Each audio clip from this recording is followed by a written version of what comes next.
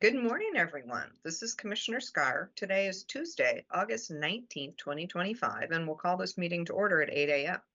As a reminder, our call-in number is 1-971-254-3149. Conference ID 866-914-607#. Before we get started, I'd like to remind everyone to mute their phone. You can do this by pressing *6. Please unmute yourself when called to speak, again pressing *6. It is very important for all others to remain muted. Thank you. Okay, well, let's start with our Board of Commissioners roll call. Good morning, Commissioner Bell. Good morning. And Commissioner Fournier. Good morning, everybody. Excellent. Good morning. Okay, we do not have an Adventist Health Tillamook with us today. Eric was not available, and I am not seeing the senator or the representative. So I'm going to pause for just a minute and make sure they haven't snuck in on a different phone number than the one I'm looking for.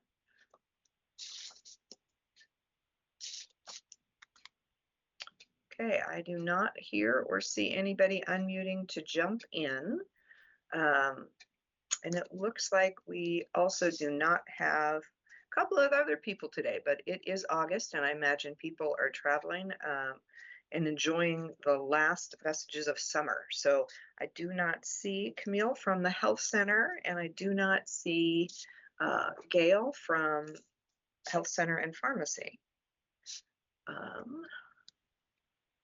And I do not see Frank from Tillamook Family Counseling.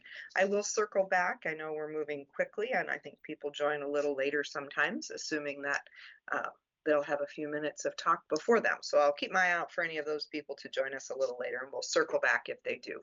I do see, oh, there's Frank. Actually, he just jumped on. Good morning, Frank. We're moving really quickly. Are you ready to give your report out this morning?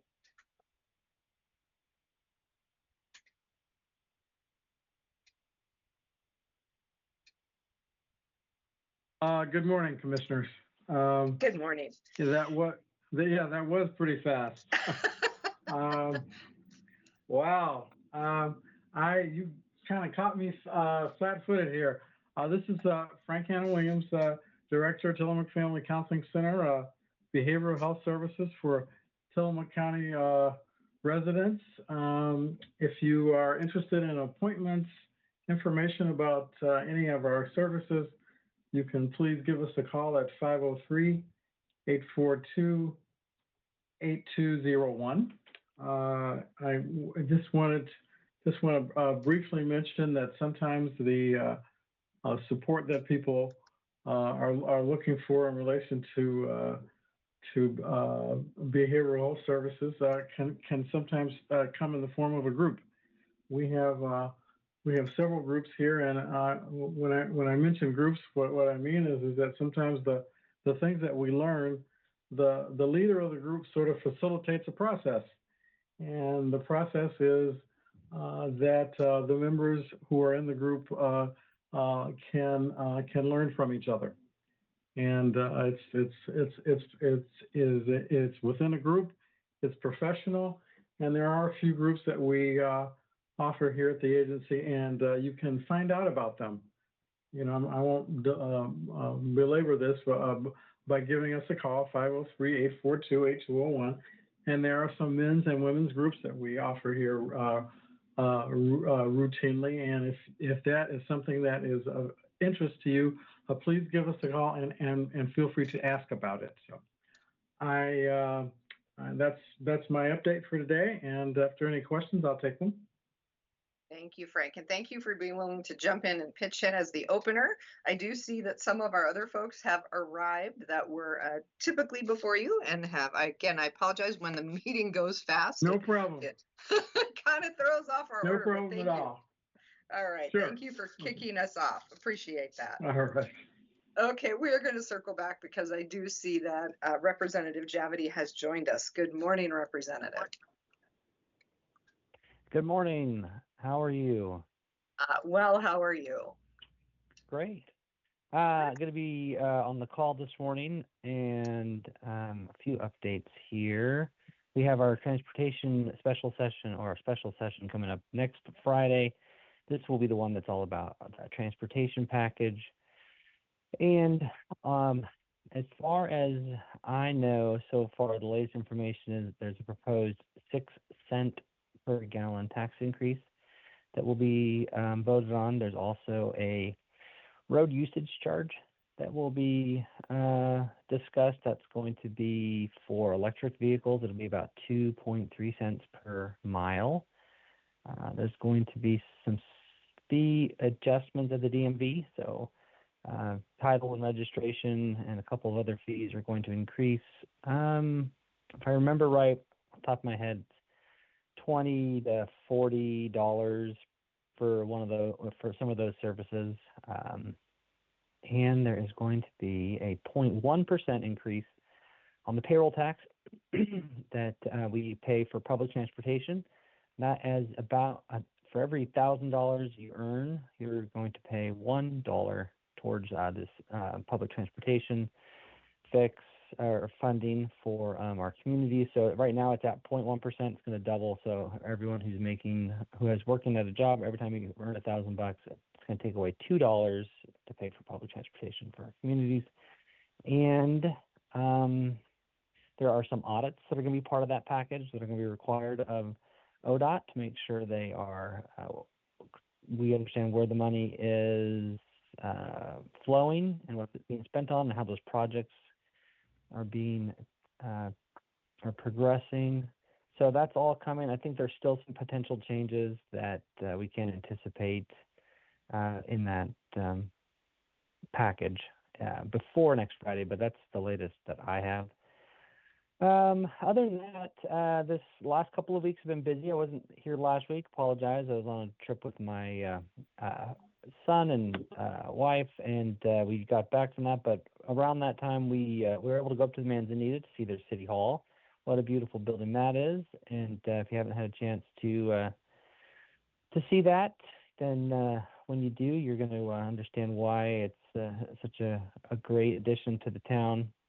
Congratulations to everyone who worked so hard on that, and hopefully we can see some more of that throughout the county, as well as we need to replace some of those buildings around the county. And then also was able to go to Wheeler, met with the mayor and some of the other leadership in the town, and they took me on a tour of their downtown and some of their plans and visions for the future. It was a great visit. One of the things we were concerned about there is the food bank closing, and I'm looking into some alternatives or solutions to solve that. It's a big loss for the community, and seeing if there's some resources at the state level that we can bring to help out with that. At the same time, we went over and saw the Nehalem Bay Clinic. It's a beautiful facility, and lucky to have that up on the north part of the county. And it looks like they're targeting a date in October for that to open. So hopefully that holds up. But that looked really good, and it'll be a great resource, like I said. Then this weekend, there's the Bay City Pearl and Oyster Music Festival. I'll be at that briefly on Saturday. And that's about it. Honestly, right now, most of my time is spent just digging into the transportation policy and meeting with stakeholders to talk about the impacts of those changes and the needs, and see if there's anything from the community that we want to highlight or bring to bear as we talk about those things in Salem. And after that, this upcoming weekend will be an opportunity to take a breath after that transportation package before we go back to Salem at the end of September for legislative days. So that's my update. There is going to be some news today coming out of Seaside. I don't know that I have permission to share it yet, but pay attention to the news today and next week. Next week I'll discuss what's going on up there. But just lots of changes are coming. Some great, like we talked about today, and some that are not so great, but I will leave it at that. I wish I could tell you more, but I guess just pointing you in the direction of where that news is going to be today is the best I can do for now. So any questions? Thank you, Representative. Any questions? I have one question for you. So I want to highlight and appreciate the work that you're doing on Facebook with your videos, the 1 minute, one bill. I love those. Those are exceptionally helpful to understand what's happening in Salem legislatively without having to read the content of every bill that's introduced. So I appreciate you highlighting the ones that have the potential for significant impact in our community. And you're doing both those that did pass so that we know what's coming, as well as those that did not, but are likely to raise their head again in the next session. So I would just encourage folks that if you're on Facebook, and I don't know if you share those videos elsewhere, but they're really, I think, helpful to educate ourselves just about what's going on out there. With that in mind, you did a good one about transportation. I think I watched it this morning, talking about the transfer that ODOT makes from the maintenance fund to the capital fund, and that's part of the challenge in ODOT's funding. You also talk about how when capital projects are proposed and approved by the legislature, which they have to be, that the price tag that's put on them is very, very commonly not the final price tag. And so then the funding gets swiped from maintenance to backfill that.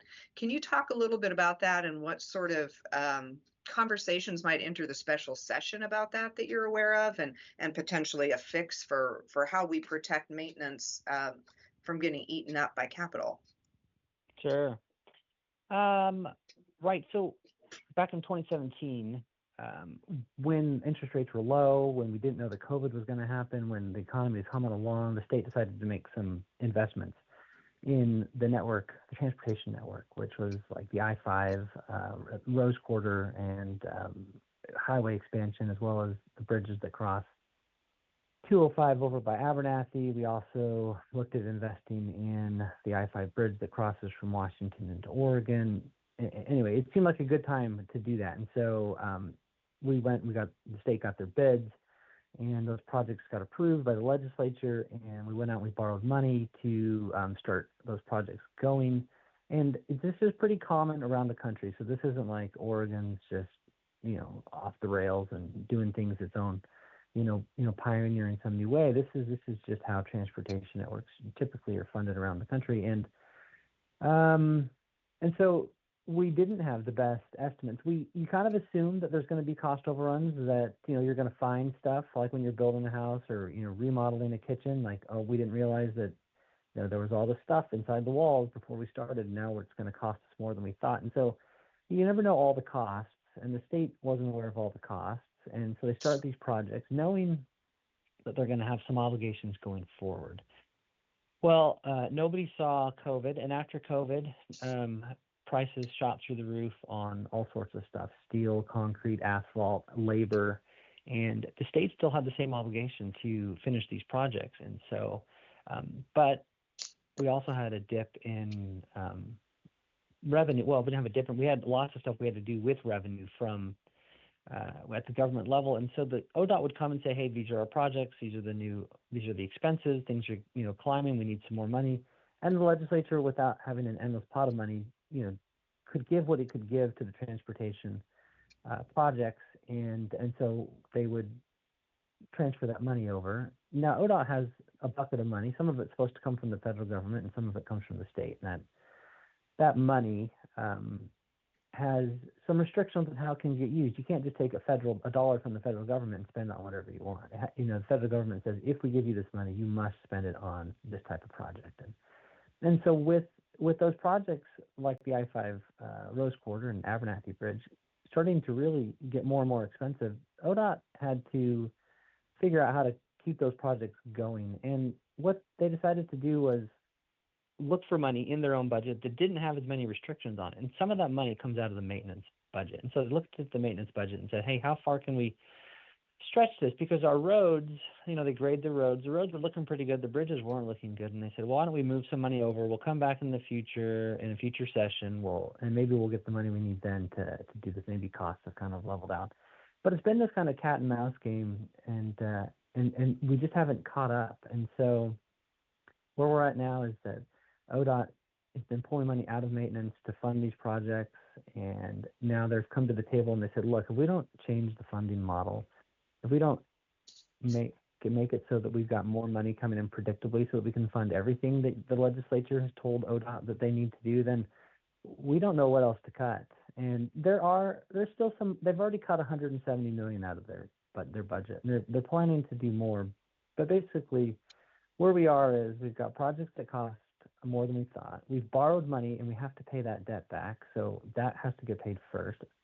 And so we keep moving money out of other areas in the ODOT budget to pay for our obligations and our commitments that we made in 2017 before all this happened. And I can tell you, it's not just transportation. It's even in my business as a local dentist and other businesses. Labor's gone up, supplies have gone up, sometimes double, triple what they were pre-COVID. And what hasn't caught up is revenue. Like, we don't charge triple or double what we were charging in 2017. We charge 3 to 5% more than what we were charging then because of contracts with insurance companies, et cetera. And the state faces those same economics.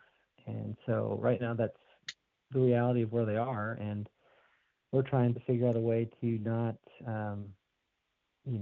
well, if we don't change things, basically what I'm getting at, people buying less gas because their cars are more fuel efficient, more EVs, electric vehicles on the road. We're just not, the department's not bringing in money. And for those that aren't aware, in Oregon, almost 100% of the money that goes towards transportation roads comes out of either the gas tax or the fees we pay at the DMV, or some money from the federal government. So it's not like we can just transfer regular tax revenue over, because the Constitution says that the roads will be funded with the state highway fund. So it's a bit of a big puzzle. I am putting those Facebook videos out there to try to break it down topic by topic. So thanks for pointing those out. But that's where we are, and that's kind of the nutshell, the problem in a nutshell.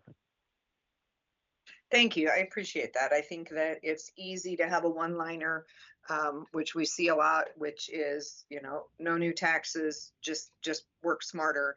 And I think the more we can understand what's underlying that, the better advocates we can be for the solutions that we would like to see, right? And those that we would not like to see. So I appreciate the amount of information you're providing and really helping us educate ourselves in this particular area. And certainly, as legislative session happens in all the areas, because, transparency in government and the ability to have your voice heard is important. But for us to be able to provide good comments to you and good advocacy at the legislature, it just helps if we really understand the deeper part of what's happening. And I do think it's important to look at how our roads are funded, and look at what options do exist, because there are a few. We're in the same boat in the county. We are not allowed to use general fund for them, same as the state. And in our case, we used to have timber revenue, which we have lost. It was timber revenue from the federal forest, which we have lost. And if you're following anything that I've posted on Facebook, I posted it yesterday. The county has lost additional federal revenue from the forest. So we're all hearing the administration talking about cutting more trees on federal land, which sounds like a great opportunity for the county to get more revenue. But in that same bill, they actually changed the structure of payment so that none of that revenue goes to counties any longer. It all goes only and solely to the federal government. So there's a lot of, so that for us, that's just over $500,000 that we have received more or less annually that we will not, if a fix is not found to that federal bill. So I think we're all, I think that's the other thing I would share is you're hearing the same message from your cities, from your counties, and from your state government that inflation has outpaced our revenue sources, and we're all trying really hard to be efficient and effective and creative. But it's a difficult time for government to meet the needs of our constituents. Yeah, and I think I'd add onto that, from the residents and the citizens of, Tillamook and Clatsop County. I mean, I know we're all feeling it too at the grocery store. Groceries are more expensive. Gas is obviously more expensive. Housing's expensive. And we're talking about, then when you hear the government say, well, we need, 6 pennies more per gallon, it doesn't feel good. And, in rural counties, we drive farther to get to, school, work, stores, et cetera. And for the parts of our community they're older than 65 and on a fixed income, or that are, just starting out and they've got, a job that doesn't pay great yet, and they're going to their students to school. 6 cents is a lot, and so I'm not tone deaf to what the impact is, and trying to find a solution that works without increasing the costs is always the burden on taxpayers is always the goal first. I don't see how there is that solution. Even if we were to temporarily solve this problem, if we found a magic pot of money, and some have asked to use the e-board money or some other, or to move DEI funds over, that's a one-time move. But what will still be the same in 2027 will be the same hole in the budget. There'll still be a difference between what we bring in and what we're spending, what our commitments are, and then we'll come back to it again and say, well, now we're even further behind. We need to do even more. So I think it's unfortunately just kind of economics right now and things. I don't think it's a political problem. You see the same issue happening in places like Texas, Utah, North Carolina, and around the country that are, they can be red, they can be blue, they can be purple states, but what doesn't change is the roads are still just asphalt, concrete, and steel, and we have to pay for it. So we're still having those conversations to make sure that impact and burden isn't over any more than it has to be. And I'm definitely still reading Facebook comments and emails and making sure that we're gathering feedback as we go to have those discussions. And I appreciate you pointing out what's happening at the city and county being no different than the state as well. And so we hear you, and we care, and we're doing what we can to make sure it's done right and that there's some real accountability there at all levels, so that we feel good about well, I don't know that anyone feels good about giving money to the government ever, but at least we feel good about what the government's doing with the money. So. Perfect. Thank you. Appreciate that. Thank you for indulging a little bit longer conversation there. I think this is the topic of the week for government, and I appreciate the opportunity to dig into it a little deeper. Fellow commissioners, any other questions before we let the representative get on with his day? I would just like to echo Commissioner Scar's comments and thanks, Representative, for the 1 minute bill. I may be calling that the wrong thing, but the short videos. Thank you. 1 minute, one bill. That folks can find it on Facebook. They can just search Representative Javide on Facebook and find those. They're very informative. Of course, the timing. It's a good little digestible bite, and for our fast-paced lives. And I have learned a lot from you on this call about what you're doing, about your job. And I learned a lot about what you're doing on your videos, and also you're writing some excellent articles. And so I want to encourage people to read your articles, because I've learned more about you and your job and your values and what you're standing up for in those articles than I knew before. And it's really very valuable. You're a terrific writer, and it's great communication. So I really encourage people to check that out. Well, thanks for saying that. I mean it. That truly, that means a lot. And I hope that others find some value in that stuff as well. Yeah, and if you're wondering where to get it, you're not on Facebook, you can sign up for the newsletters from Representative Javide. You can also sign up for newsletters from Senator Weber or any other, really, of the elected folks across the state. So I still get one from Gomberg, even though he's no longer representing our district. I still get and appreciate his newsletter.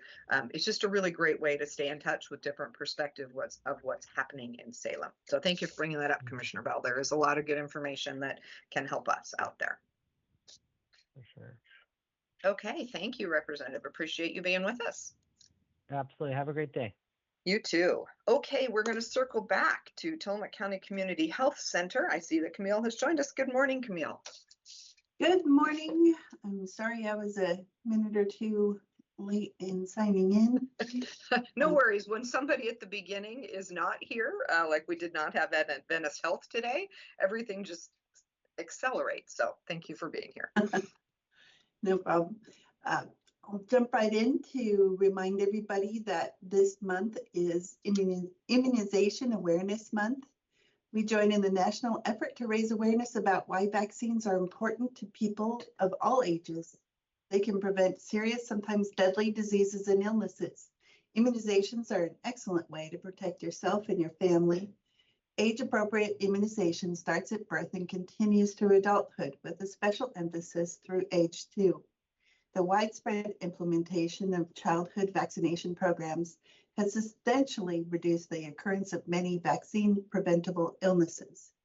However, adults may be at risk for these diseases and their complications if they escaped natural infection or have not been vaccinated against diphtheria, tetanus, measles, mumps, rubella, varicella, which is chickenpox, or poliomyelitis. Reduce the occurrence of vaccine-preventable diseases by getting you and your family vaccinated. If you have questions or concerns about your recommended vaccine schedule, vaccine safety, and the efficacy of or others, talk with your doctor or pharmacist. August is also National Breastfeeding Month. Most parents in Oregon plan to provide human milk for their babies. In fact, over 90% of Oregon mothers and parents start out breastfeeding. However, in the weeks following birth, breastfeeding or chest feeding is reduced or stopped for a variety of reasons. But with active support, these barriers can be resolved so parents can achieve their personal feeding goals and meet breastfeeding or chest feeding recommendations. The Oregon Public Health Division works with community and public partners to protect, promote, and support lactation at every level in the home, work environment, childcare, healthcare system, and public settings. Families, employers, childcare, and healthcare providers, hospitals, and communities all play a role in reducing the barriers and ensuring that lactating parents get the support they deserve. People can learn how WIC can support individuals with breastfeeding online by visiting Oregon WIC, W-I-C, or call 503-842-3943 to speak with one of our WIC staff members at Tillamook County WIC.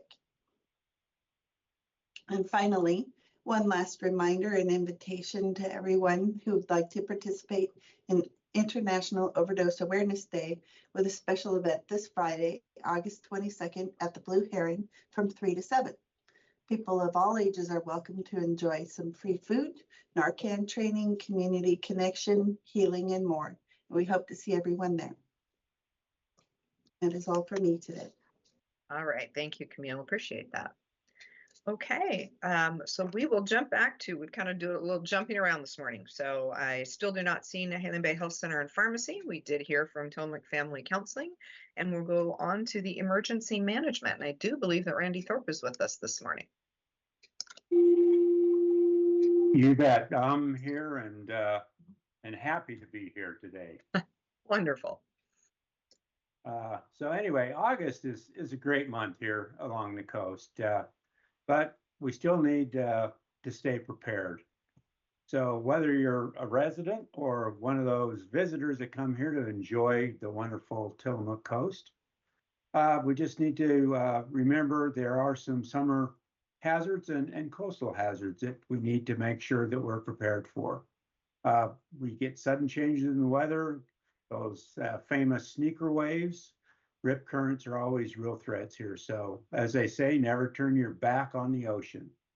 And then always check the surf and weather alerts. It's also still a good time to review your emergency plan with your family.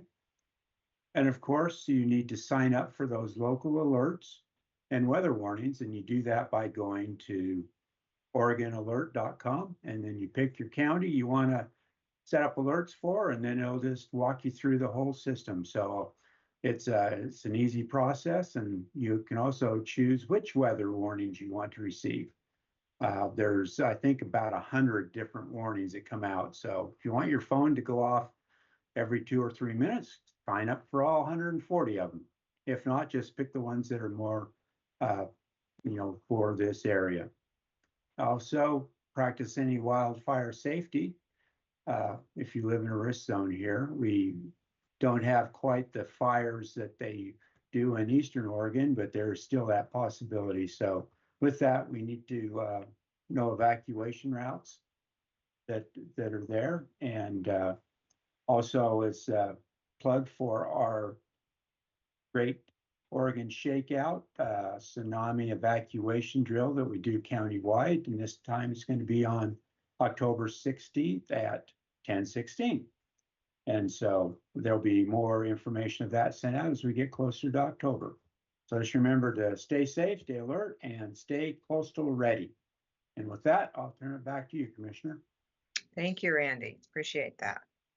Okay, we will move on to our Board of Commissioners. Commissioner Bell, would you like to kick us off? Sure, good morning. I have just a few things I want to mention. This coming Friday, the 22nd, the Tillamook County Courthouse employees will have an in-service training in the morning, and folks throughout the courthouse will be involved in the training, so the courthouse will be closed. So we want to make sure that the public understands this. The courthouse will be closed this Friday from 8 to 1. We'll be in there, we'll be working, but we'll be training. And then it'll open up again at 1 o'clock. So we apologize for any inconvenience. We've sent out a press release. We hope people have seen it and heard it and won't have any frustrated, wasted trips to the courthouse on Friday morning. Additionally, I was thinking about the fair. I was at the fair office last night doing some business and talking about what a great fair it was. And we don't have all the numbers yet, but when we have the numbers, we'll invite Cami Von Sagern, our excellent fair manager, to join us on this call and share some numbers. But it really was an outstanding fair. And I thanked people last week for their efforts regarding our fair. And I've heard since then from other people comparing our fair to others, saying, our fair really is the best. And I think that's true. I think we have the best fair, and largely it's because of the people who work so hard to make it happen, and because the whole community gets involved. So bravo to everyone who took part in the fair, and particularly to people who volunteered, but also to people who exhibited. We had a lot of great exhibits this year, and to people who came, because we had a lot of people come and enjoy it. So it was fabulous. And last week I failed to thank Senator Weber and her team for they are there at the fair all week long cooking for the people who are working. So the people who are working don't have to buy fair food all week long, which of course is delicious, but it could get expensive for people who are working there all week long. So thank you to Senator Weber and her team of volunteers for doing that big job. It's a big, heavy lift, and they do it every year out of the goodness of their hearts, and I'm really grateful. I was just doing some back of the envelope math while Representative Javity was talking about what it would actually cost, the proposals he was talking about. The proposal for electric cars is very interesting, because that's long been a conundrum, that electric cars aren't paying any gas tax at all. So essentially they're paying for the electricity to charge their cars, but they're not contributing toward roads with a gas tax. They are contributing with their registrations, of course, license and registration fees. So I think he proposed if it were $1.15, is that what he said? Oh, heck. I don't trust my notes at the moment, but it looks to me like if I were to, say I drive 50 miles a day, if I had an electric vehicle, that might cost $1.15 for 50 miles of driving per day. So that's interesting. I'll do the math better and talk about it next week. But also with the proposed gas tax, like how that compares, which is not apples to oranges, because some people drive vehicles that get 15 miles to the gallon, and other people less, and other people more. So it's not a straight across comparison. But I'll come up with some averages and just talk next week about what that might actually cost Tillamook County drivers. And I'll stop there. Thank you. Thank you, Commissioner Bell. And I will remind Tillamook County drivers that Tillamook County does not have a gas tax. Someone asked me that the other day. They were saying, I see down in Newport, they've posted on the pump all the different gases, get the different taxes. And they said, how much is the county's tax? 0. So just an FYI as we talk about gas tax. Okay, moving on to Commissioner Fournier.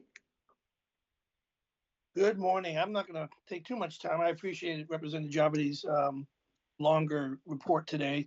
I will speak of something, though, that has to do with transportation money. Last weekend, and I put this on my Facebook, but last weekend I visited the Short Beach Trail Project just north of Oceanside, where local volunteers and the Trail Keepers of Oregon are putting in a brand new trail, staircase, seating areas. It is so amazing. I recommend everybody have a chance to go out there and see their progress. They're making tremendous strides, and they had a bucket brigade event on Saturday. I think it was from 9 to 2, and it's just amazing. And it's hard work. I mean, just walking up and down those stairs is a workout in itself. Never mind carrying a 5-gallon or 2 5-gallon buckets of rocks, which they were placing beside the staircase. This project is funded by Tillamook County. Has funded this project through our transportation funding that we get from the state. There was specific, very small amounts of money that are set aside for bicycle and pedestrian projects. And Chris Lady, our public works director, wisely thought this would be a great project to fund. It's tremendously, the community tremendously supports it. And it was cool to see everybody working. And Bruce Yeager took some time to explain to me the process. It is a permitted trail that meets the requirements of the state parks and the county. And it's just, recommend everybody go out there. I'd love to see more of these projects come in. In my early career as a firefighter in Oceanside, we spent a lot of time in that area. All those trees that you walk through now, like there's a tunnel of trees, weren't there in 95 and 96 when we were pulling people off the beach. So having a staircase there is really important in getting injured or people who need medical attention off the beach or for us to get down there. So Short Beach is a treasure. Everybody loves it. Check that out. I want to say a couple of things coming up this weekend is the Pearl and Oyster Music Festival in Bay City. I plan on stopping by that. Representative Javdi mentioned that, but I don't want to take away the Bay City mayor or the manager's thunder on that one. I'll let them talk about more about that. And also Saturday, I also have a Dory Association meeting. One of their annual meetings, I'll be going to that. And then on Thursday this week, I'll be going to the Farm Bureau, and supposedly there'll be some candidates for outgoing Senator Weber's position. So I'm interested in attending that as well. And with that, I'll leave it there. Thank you. Thank you, Commissioner. Okay, I will keep mine short this morning as well. I had a great conversation, obviously, with Representative Javdi. Yesterday, I was at the YMCA meet and greet for their new executive director candidates. I know we're all anxious to see who their next leader will be. I can share that 3 of the 4 candidates were there last night for the meet and greet. It was delightful to meet them, 4 great candidates, and I look forward to the YMCA selection and working with them in the future. On a less positive note, we had our LPSC meeting yesterday, which is Local Public Safety Coordinating Council. We talked about a couple of different things that I think were really important. One is deflection, which you've heard us talk about on this call before. We will be applying for funding to continue the deflection program in Tillamook County. And in Tillamook County, what deflection is talking about is active outreach to folks who have a substance use disorder and helping them find the treatment services that they need. Across the state of Oregon, deflection is taking different forms, and one of the forms that it takes elsewhere is that contacts with law enforcement can put aside charges and help people get to treatment. Tillamook County has determined that is not a good pathway for us. We don't have the treatment, and it's a difficult challenge to put charges in abeyance. So while we are not doing that, we are doing deflection by doing active outreach, and we look forward to getting started on that. So we have a grant application that will go into the state at the end of the month. The other thing we talked about at that meeting yesterday was cuts to the Victims of Crime Act funding partners in Tillamook County, and that includes our DA's office where our victims advocates are housed. We are expecting, I believe, about a 50% cut in that funding, and that is a federally driven cut.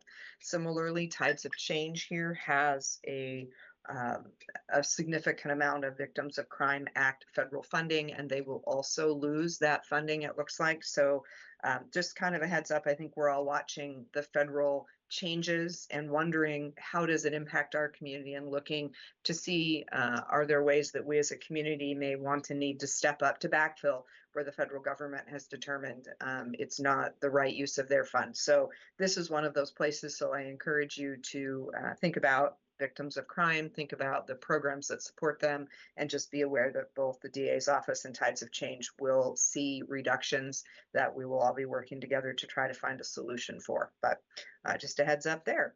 With that, I will stop and we will move on to our city. So I would like to invite the mayor of Manzanita to jump right in. Good morning, everyone. 2 updates from me this morning. The first, we had a very good session, very constructive session with our city council Tuesday last week, working on our housing ordinances, starting to work through and see where council had consensus and where we still had further work to do. So very pleased with the progress that we're making on that for our community.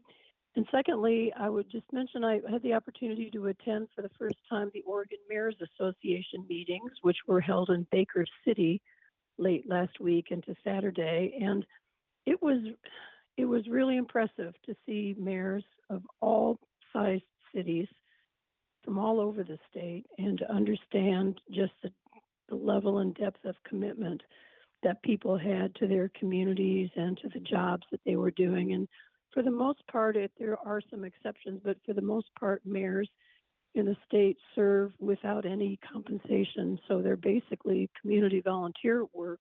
And the people who do that work across the state, from tiny little Fossil, Oregon to the city of Hillsborough, were uniformly a very impressive bunch of people to meet. So I was glad for that opportunity and glad to understand better how our small town fits in with common problems and common challenges and also common joys of being a city in the state of Oregon. So thank you. Thank you, Mayor. Yeah, I think conferences like that are always fantastic. I know I appreciate being able to meet with other county representatives and learn from one another and support one another. So I'm grateful that the mayors have have that same kind of group, because it is hard work and you all are volunteers. So I think sometimes people forget that. Thank you for that reminder. Okay, we will move on to Rockaway Beach, and I believe I have Mayor McNeely with us today. Good morning, Tillamook County. A handful of things this morning. We've received an award from Business Oregon for $20,000 to fund a water system leak detection study. The grant from the Safe Drinking Water Revolving Loan Fund will cover costs related to the leak detection survey of our city's water distribution pipe inspections. Service quotes are already in, and work will begin as early as mid-September. Again, another step our Public Works Department is taking to manage water loss in our system. We've got 3 meetings this week. Our August council workshop is tomorrow, Wednesday, August 20th at 4:30 p.m. in the second floor conference room at City Hall, followed at 6 p.m. by the council's regular meeting downstairs in the council room. And then our first Forest Stewardship Plan Advisory Committee meeting is Thursday, August 21st at 2:30 p.m. in the second floor conference room at City Hall. This is a citizen committee to provide community input as we write a forest stewardship plan with the goal in mind of acquiring the lower half of the Jetty Creek watershed from Nuveen Natural Capital, hopefully by the end of next year. And then our August Planning Commission meeting is Thursday, August 21st at 5 p.m. in City Hall, in the City Hall Council Room. We do offer in-person and virtual options for attending all our meetings. Meetings are recorded, so they are available for viewing at your convenience. Agendas and packets are available on our city website. And if you sign up for our city email list on our city website, you can have the meeting packet sent to you automatically. With that, back to you, Commissioner. Thank you, Mayor. Okay, moving on to Bay City, and I believe we have Mayor Welch with us this morning. Good morning. Good morning. Tonight at 5:30, Bay City is hosting a quasi-judicial land use appeal hearing on the Misty Brook subdivision. So I expect a full house for that this evening. And then, as mentioned before, this weekend is the Bay City Pearl and Oyster Music Festival. On Saturday, the Beastie Boys tribute band will be from 4 to 6. And on Saturday from 7 to 9, it's the Eagles tribute band. So we have live music from 1 to 9 p.m. on Saturday. And then Sunday is the family day. So that opens up at 11 and 11:15 is a pep parade. And then we have at 2 o'clock on Sunday, the Kids Talent Show. So we'll have food and arts and craft vendors. And so please come join us at the Pearl. And that's my report for today. Thank you. Thank you, Mayor. Okay, we will move to our final city, the city of Tillamook, and I believe we have our city manager, Sean Lewis, with us this morning. Good morning, Sean. Good morning, Commissioner. It's good to be here with you. Just to start off, I wanted to say thank you to all those that volunteered at the Cape Mears Lighthouse Day on Saturday. I was able to take my family out there for the first time and enjoy all the events and stuff that were going on out at the lighthouse. It was a beautiful day to go experience that treasure that we have here in Tillamook County. Um, as far as the city goes, our last movie in the park will be the Minecraft movie, and that'll be showing on Friday the 29th at Goodspeed Park at dusk. And so bring the kiddos out and let them enjoy what was a surprisingly good movie when I watched it with my kids earlier this summer. So we're excited to be able to present that. Also, if you live in Ward 2, I know we've been talking about this a lot, but we've got the city council opening on Ward 2. Applications are available at tillamookor.gov/council. So if you are an eligible voter in Ward 2, you can apply to be on our city council and help make some of these decisions that come before the city. And we've got some big stuff coming up. And so we need good people to support us on the city council. Postcards with more information are actively being mailed to voters and residents in Ward 2 to advertise that and give you more information. But you can come into City Hall or go to our website and find more information about that city council opening. We do want to address the newspaper article in the Headlight Herald. There's some rumors going around. I saw some stuff on Facebook the other day about our water rates. Before my time as city manager, the city undertook a water rate study, and recommendations were made from that study to raise water rates in the city beginning in July. As I came in May and was getting up to speed on everything, the city council chose to kind of punt that a little bit, even though the situation is not going to get any better. As we talked about roads and everything this morning, this is another depressing item. But the fact is that the Tillamook City Water Utility, if levels are kept at the same, if rate levels are kept the same as they are right now, will be insolvent within 5 years. And so in an effort to make sure that we are able to provide clean and safe drinking water to all of those who rely on our water utility, sadly, the rates will have to change. There's been some debate on what level to change those rates. The current proposal is an 18% change, and this is for residential water customers that has been discussed at a recent work session with our city council. And this would be an 18% change in both the flat rate, the base rate that people pay, and on your consumption rates. We have done the calculations, and for the majority of our water users, those rate increases at 18% this year would equate to less than $10 per month. And for many, it would be less, around $2.75 per month if you're at our lowest level of consumption. So anybody that has questions about their water rates, please feel free to come into City Hall. We can go over them with you and help you understand what those rates go to. The idea of the rates increasing, just so everybody knows, we have not increased water rates in the city since 2022. And these rate increases are designed to help us maintain and build out our system so that we can provide clean, safe drinking water for everybody going long into the future. So there's more to it and more detail and nuance that I can get into. What I do want to be clear on is that no discussion has happened yet with the city council as far as the water districts around that we provide water to, the commercial users and stuff like that. Rate increases are proposed for those, but we haven't had those discussions with the council yet. And no rate increase for any of our customers will happen before October 1st. So the council is yet to make a final decision on anything. We're still in the early discussions as to what is best for our residents and making sure that we're not just piling on as far as increased fees and such. But we do have an obligation to provide that clean, safe drinking water, and we want to be able to do that going forward in the future. So if anybody has any questions about our water rates, please come visit us at City Hall, and we'll be happy to go through it with you. And if anybody wants to see the report from the consultants that was done earlier this year, we can provide that as well. And that's my report today.